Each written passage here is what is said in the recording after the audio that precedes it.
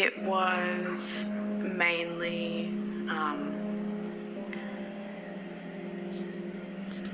pulling hair, choking, slapping, throwing stuff at me, like spitting on me.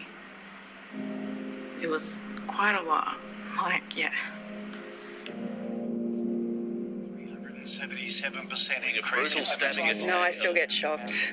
Yeah, some cases still surprise me that people can actually do that to another human being. He would wake me up, twisting my ear, slapping me. Any little sound I wake up from, my heart starts beating very fast. I dwell on these things. I will think about them long after I've been to the job. Have I done enough at the job? Have I done the right things at the job?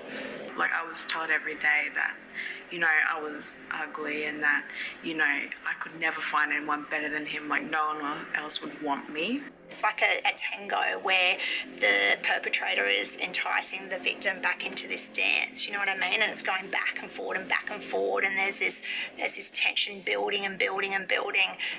Telling me what I could wear. He didn't like my friends. He didn't want me to have friends. Why doesn't she just leave?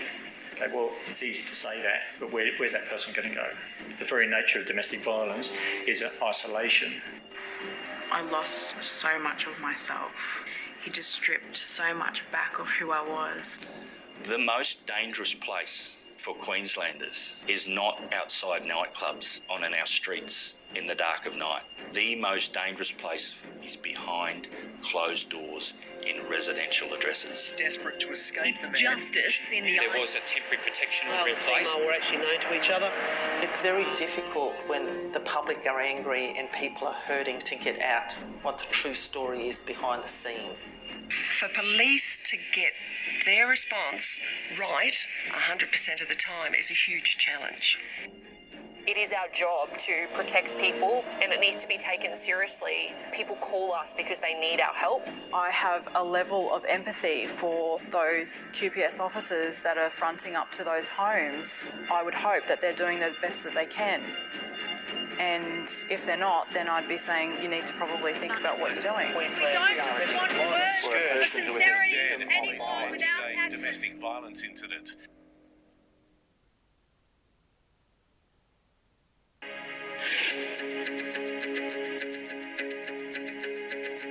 Yeah, I used to see the world through rose-coloured glasses, so I can still remember it today.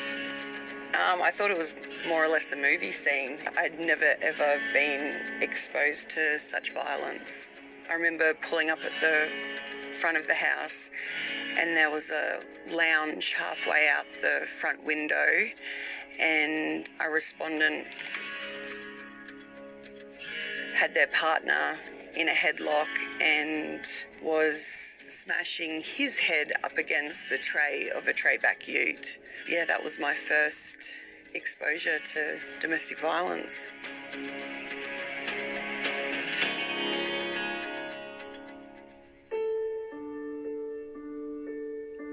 On that last day, it was very intense. Even trying to leave, it was very intense. I was scared of what could happen. He came to my auntie's house, came to the bedroom I was sleeping in, knocked on the window and had a screwdriver and was stabbing it through the window to try and get me. That was the first time I spoke to police officers about it. Year on year, the amount of occurrences is increasing exponentially, and now we're sitting at 107,000 occurrences a year. We respond to all of those. In situations where someone's ringing us, when they pick up the phone and call 000, that is such a massive thing for someone to do, particularly if they're in a coercive control situation as well.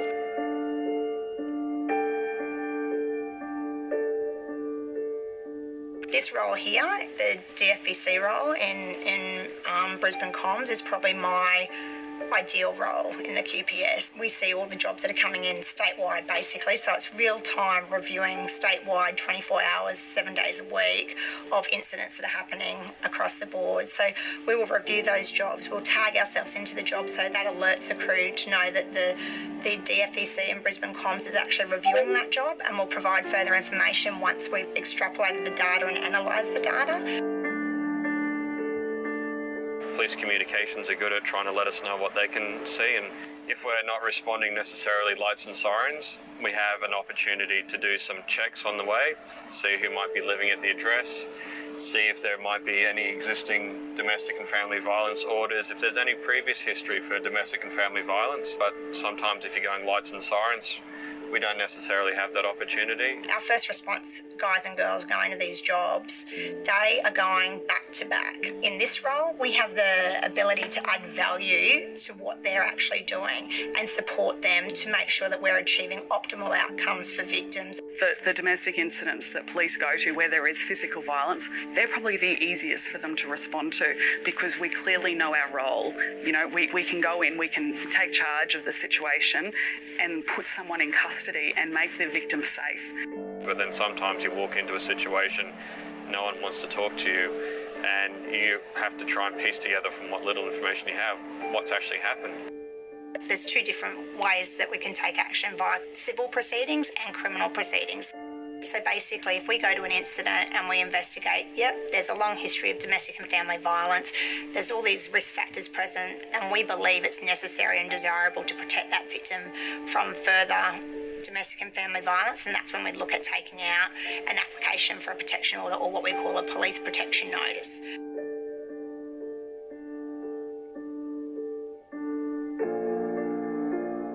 The application is heard before a magistrate, who then makes the final decision as to whether or not, based on the evidence police are putting to the court, whether or not an order is necessary and desirable, and they have the final say as to whether or not an order is put in place.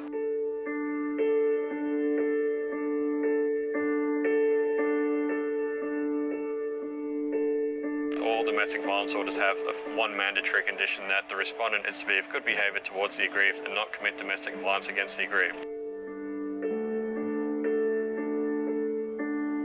If I went to a job where there's an existing order and the respondent has been physically abusive towards the aggrieved, I would consider that to be a contravention of that order, and straight up we have powers obviously to arrest them for breaching the domestic violence order.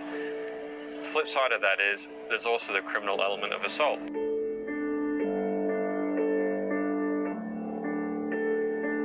So he has assaulted her.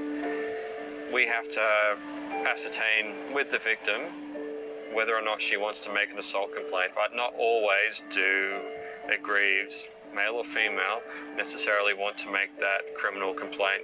And the frustration comes from the fact that we might do everything in that instance to make the victim safe, but ultimately, you know, that's their partner. They don't want this person to stop being their partner. They just want them to stop behaving the way they do. You know, if I've gone to a job and I can clearly see something's happened, I don't want to come back and see that it's continuing to happen. That it's gotten worse. Or that it's gotten worse. Like, yeah, I don't want to see that happen. And in some instances, I know some of my officers, they'll see this a number of times through one shift, let alone throughout, you know, the cycle of their roster and throughout the year. Lauren and I were working together the other night, and in an 8-hour shift we had two jobs we've attended that both had an element of domestic and family violence. A result of that was 6 hours of our shift for those two jobs. Yeah. It feels like a lot of the jobs we do at the moment.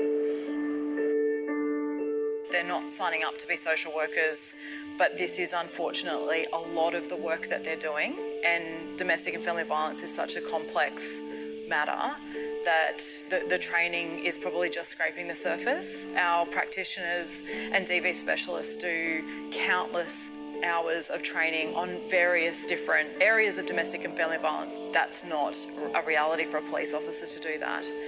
As a general duties frontline police officer, when you're out there at 2 o'clock in the morning and no one else is out there to help these people, that is frustrating. What we see is that members of QPS want to really understand how to do this better, and there is a definite passion for that to happen.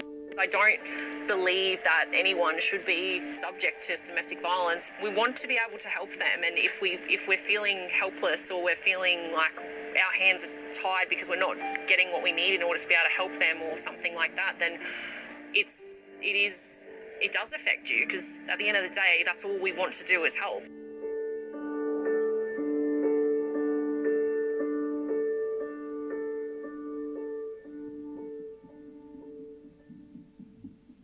DV isn't just one incident, it's usually been built up over time based on a pattern of behaviours and controlling behaviours which has been designed to isolate one party from the other to maximise the control that person has over the victim.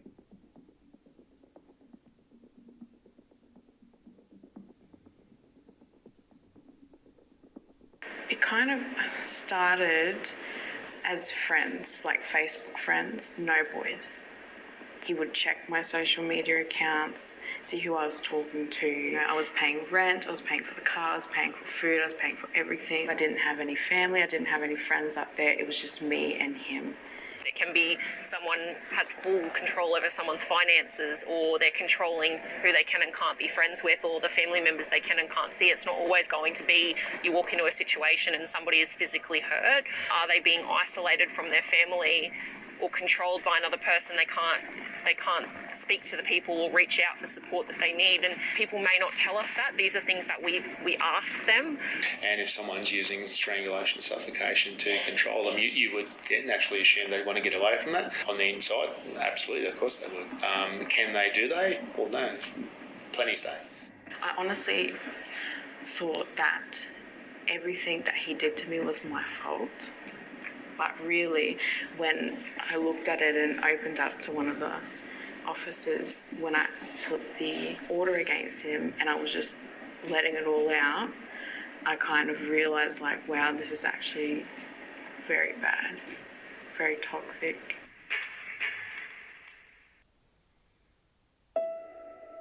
There's more and more understanding of the complexities of it. There's more and more insight into what the police role should be, maybe, and maybe shouldn't be. We have invested heavily as an organisation in this capability. When you have a dispersed and a very diverse geographic state, you need a command to bring all of that information and that consistency together. The new command is the capability owner, and it really has that role of bringing all of this together. It also has the role of interacting with other agencies and partners to see how we can work better, and advising me of a way forward in terms of DFE. It's a command that's going to be relatively lean, a small number of highly specialised people whose job it will be fundamentally to engage in that strategic setting and understanding what community and government expectations and the public policy settings are, and making sure they're being translated into the actions being taken by our officers. But it's also to learn from our frontline officers about their experiences, their challenges, and on their behalf try and influence, say, policy and even legislative reforms to be able to enable them to do their job better. We've formulated now in 8 different locations and looking to grow that, domestic and family violence and vulnerable persons units, specifically with the specialisation of knowing how to triage and identify, those incidents of potential high risk, extreme risk or extreme lethality in them. We now have a situation where you've got many layers to policing domestic violence. First response, like I said, they're dealing with a point in time and do the job extremely well. And their priorities are the safety of those people involved. What the VPU do is we come after the critical incident. We have the luxury of time here to spend time with people to support them to the point where they can get their lives back. Experts who have a deep understanding of the complex dynamics of domestic violence. Domestic violence incidents are reviewed with a view to sending our staff from here out to speak to the parties involved, the respondent and the aggrieved, to basically confirm what they've said on the night. It can also relieve some of the pressure from the first response officers, because they might go to a domestic violence incident, but they might not get the time to actually do the investigation or gather the evidence to get a successful prosecution. We then provide advice to those people as much as we can, but we also offer referral to our support services. We actually have an embedded worker from the DV service who works with us, and we'll take that person with us to meet and speak with our aggrieved.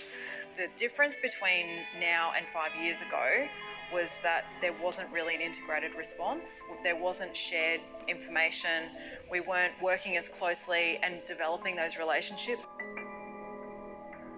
We've had the whole of government endorsement and creation of 8 high-risk teams in 8 different locations now in Queensland that have funded and supported and led by the Department of Justice and Attorney General, operating within our space, where we're bringing in non-police and even non-members of our organisation, but come with eclectic background of connections to other government departments and NGOs. Essentially, a case will be referred into our team either by us, being police, or one of the other agencies that sit on the team.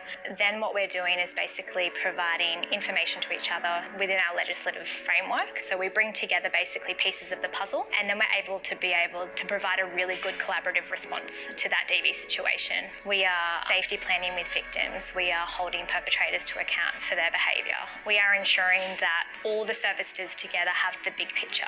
We've had victims come into the police station and disclose significant concerns around DV that's occurring in the home for both themselves and their children. And in those moments, I was able to liaise with our VPU unit and basically say, I really think that she would benefit right now from a wraparound response. We can get this done really, really quickly through the high-risk team. We were able to have that conversation with her. I was then in immediate contact with some of our agencies. She was placed immediately into safe accommodation that afternoon. And then Centre for Women were able to contact her and do some safety planning and have some great conversations even around seeking medical advice around, recent assaults that had happened. And her house was upgraded in terms of her safety, so her locks were changed, and we ensured that she had good CCTV footage. Police were looking into the criminal investigations, and he ended up being charged and held accountable really for that behaviour that had been going on for a very long period of time, unbeknown to a lot of agencies. Victims come through other agencies where, again, police don't know anything about that's been going on. It's never been brought up. We don't have any information that DV has been occurring in this home for these families. But the person's felt very comfortable to disclose that to a social worker at the hospital. Because police have been so active in the HRT, other services have felt comfortable to contact police and to reach out to the VPU and get some advice and seek support. For us, all the core members are working really tirelessly and we're really, really committed to this work. However, there is just never enough. It's the sheer demand on those teams. Just the amount of people that you have in your high-risk category is extraordinary. I don't think the public realises that.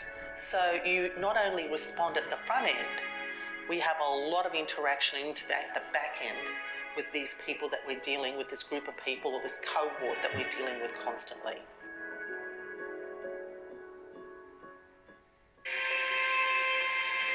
It's exactly what research has always known and always said. It comes across every part of the social network, from low socio-economic up to the upper echelons of society. There is no specific breakdown of the type of person a DV perpetrator is. We need to hold those people accountable for their actions, and we want to find out in their mind what's going on. So if you want to talk about their history, what's their motivation, what are their feelings, what are they hoping to get out of the relationship. Basically trying to stop that cycle and stop the reoffending and stop the breaches from occurring. Because we've been doing policing DV for 40 years, and locking people up and putting them inside doesn't necessarily stop the DV from occurring. So that's what we want to get to. We want to get the underlying reasons. Whether it's what they've been brought up with and it's all they know, trauma, particularly childhood trauma, can lead a long way into those types of facets later on in life. Roughly 30% of our perpetrators would have a diagnosed or undiagnosed personality disorder or behavioural disorder. If you look at some international research, so we know this, for male behavioural change programs, 50% of the men who make it a chance to go into those programs, 50% of them don't start or complete those programs as well. They actually do not believe that there's anything wrong with the way they behave and the violence that they inflict on people. I remember the first DV I ever went to, and female and male in a relationship, and she had actually been strangled. She had clear injuries, and you could hear in her voice that she clearly had some kind of injury to her throat and vocal cords, I guess. It was pretty confronting for me, I guess, because I didn't understand how it got to the point of someone actually grabbing another person, and particularly around the neck and throat area. 1 in 4 women will experience intimate partner violence. Of women who are high risk, up to 68% will experience near fatal strangulation by their partner. Not only if you've been strangled once are you more likely to be strangled by your partner again, you're 8 times more likely to be killed by that partner should you remain in the relationship. So we know a lot about risk factors for future domestic homicide. So it's about recognising that where certain things are present in a person's life, they're more at risk of committing domestic and family violence homicides.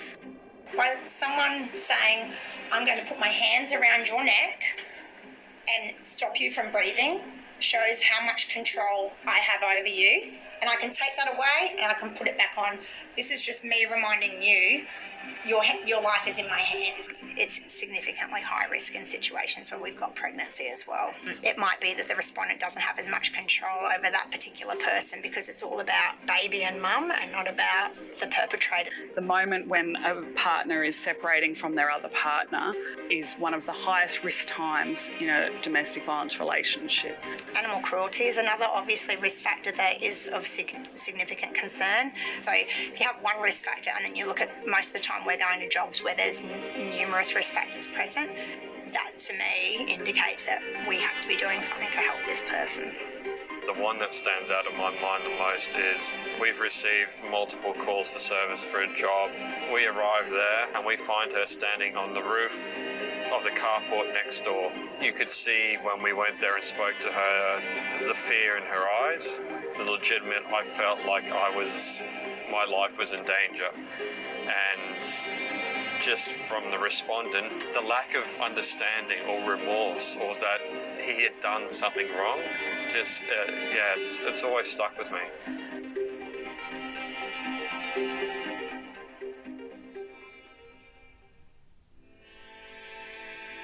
DFV in the QPS is the most scrutinised role that we do, not just internally but also externally. If there are issues with the system and the process, we need to do something about it. I think best practice would be really well supported to have domestic and family violence specialists working alongside police officers responding. We're actually looking at some of those models, and I really believe that in the not too distant future you will see some of this come to fruition.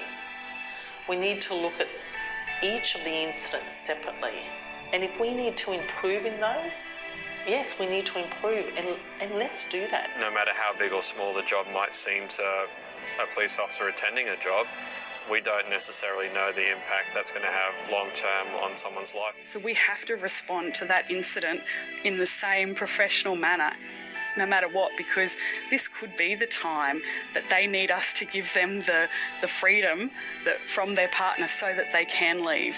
And if it's not, we're just there to keep them safe. On this matter particularly, we can help shape the public's view of this problem, this epidemic, this pandemic of domestic and family violence.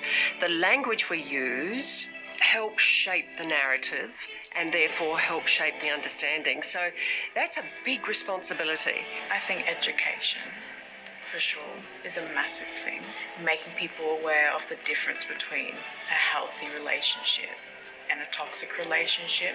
Educating people around what consent is, what coercive control is, how to stop that, how to feel better about yourself, people's self-worth.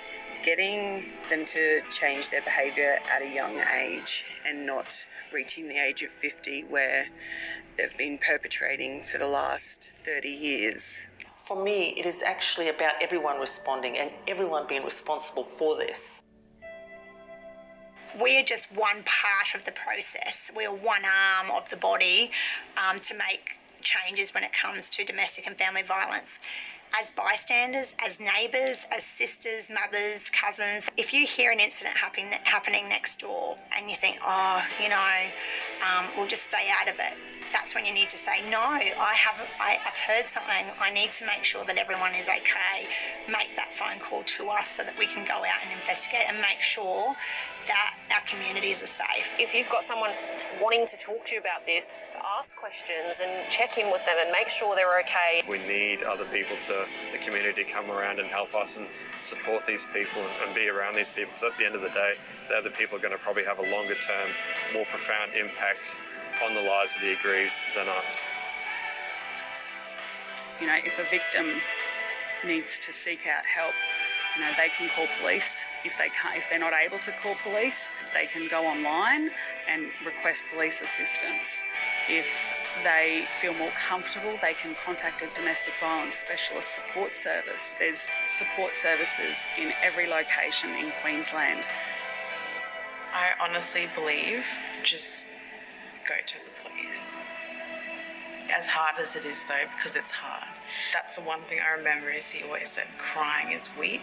So I held a lot of my problems in and didn't tell anyone because I just thought I'd be weak if I cried. So when I finally could release it, it made me feel so much more freer. And they did listen to me. And honestly, I've made so many good connections with the police, and I will treasure that for like the rest of my life. Will we ever have a perfect model or a perfect system?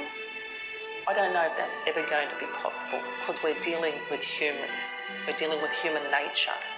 We're dealing, in some instances, with the most evil humans, who doesn't matter what we do or how we do it, you know, we might not succeed. But that should not stop us from trying to have the most perfect systems in place.